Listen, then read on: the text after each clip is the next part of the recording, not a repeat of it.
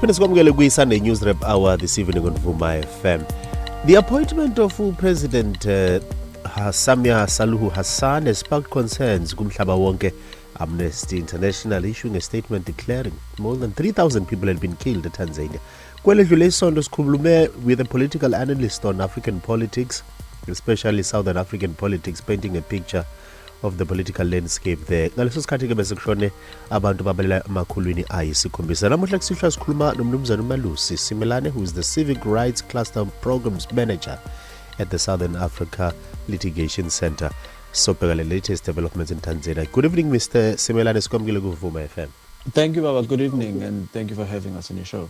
Can we start with umsebenzi enwenzayo kumazwe ngamazwe akhona la Africa, mnumzana uSimela? So we are the Southern Africa Litigation Center, based lapha eJoburg, but operations they're everywhere in SADC. So every SADC country, we've got a footprint. We're working on empowering community-based organizations, whether it's your rural women in rural outskirts, whether it's your persons with disabilities, whether it's your journalists who are often under persecution, whether it is your LGBTQ community. So basically, it's a cross-cutting approach that we have where we upscale the capacity for these organizations, but fundamentally, we get to a point where we'll often go to court in doing litigation, in a sense, trying to create a jurisprudence in the Southern African region that is promoting humanity, that is promoting equality, democracy, and the rule of law.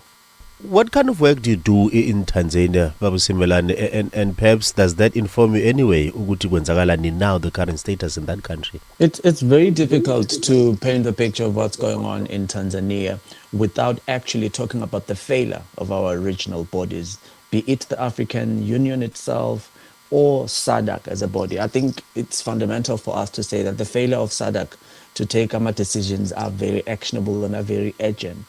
And our decisions are right that are about promoting the unity of this bloc and advancing democracy is actually a failure to all of us as citizens. But what is happening currently in Tanzania is as a culmination of a lot of things. And we've been raising the flag on this. We've been approaching the United Nations bodies, whether it's the Human Rights Commissioner's office at the UN. We've been raising it with the African Commission of the African Union on Human and People's Rights. We've been raising it with SADC to say there's a problem here, and a problem that is not unique to Tanzania, because we must not pretend like Tanzania is the special child in our region. This has been a problem that's been happening, but highlighting it in Tanzania that the media has been under attack. They've been shutting down media houses. They've been creating a regulatory framework that sort of makes it difficult for independent media to operate in that country. They've been arresting political dissidents. These are people that would be critical of the government, whether it's official opposition or just general individuals. I'm thinking one case of a former ambassador to Cuba who had then gotten back to Tanzania after serving his time and had started to be critical of the government. And these are people who were constantly being sent to jail. And the way that they were being sent to jail, it was very systemic. And you would also remember that in about May, June, when one of these arrested opposition leaders was facing his charges in court, activists from Uganda and activists from Kenya went into the country to follow the case in court, in solidarity and support. And the authorities in Tanzania arrested these human rights defenders who were there to support their fellow East African compatriots. So this has been a systemic problem that we've been seeing in Tanzania. It got to a point where just a mere 3-4 days before the election, we wrote to the SADC head of the organ on political defense, which is the president of Malawi, to say, Mr. President, we've got a problem in Tanzania. And we believe, based on the issues that we've been highlighting, both to SADC and the African Union, based on the issues that we've been hearing from our people on the ground, the ground is not fertile for an election in Tanzania. In fact, a free and fair election as envisaged by the SADC Treaty and also the SADC principles on democratic elections does not create an environment where we could say an election can happen in that country. And here we are today when SADC ignored us, when the African Union ignored us, and we are seeing what we are seeing today.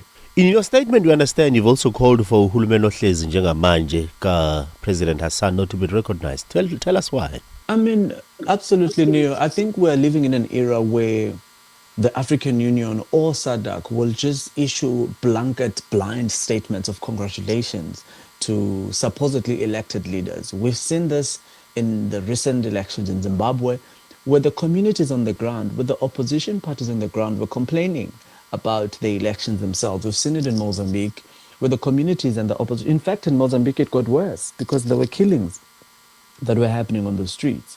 And we had said perhaps it's about time that our regional bodies do what they are supposed to do, which is hold us together in adherence to the SADC Treaty, which is about advancing democratic values, and say, no, we're not going to recognize the new President Hassan, as she's calling herself right now, when in fact even the SADC Elections Observer Mission has called doubt into the elections themselves. I mean, of course, this was only just the preliminary statement by the Elections Observer Mission.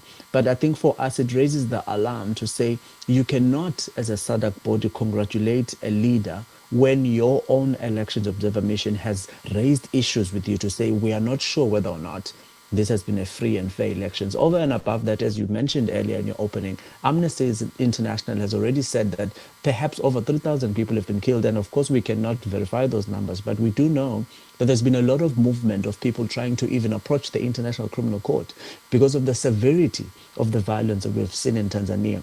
But forget all of that.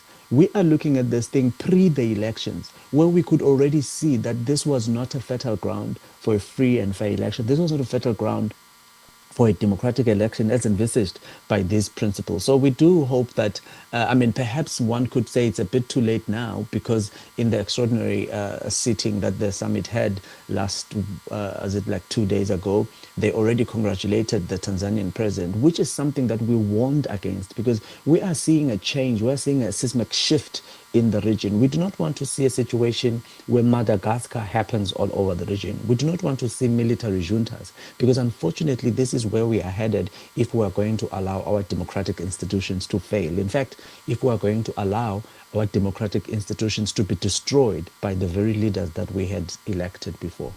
Mr. Simelan, if you're tempted at all to get on the ground information in light of the internet shutdowns during the election, how hard it is post the election itself for independent organizations such as yourself to be able to assess and report on what is currently happening there?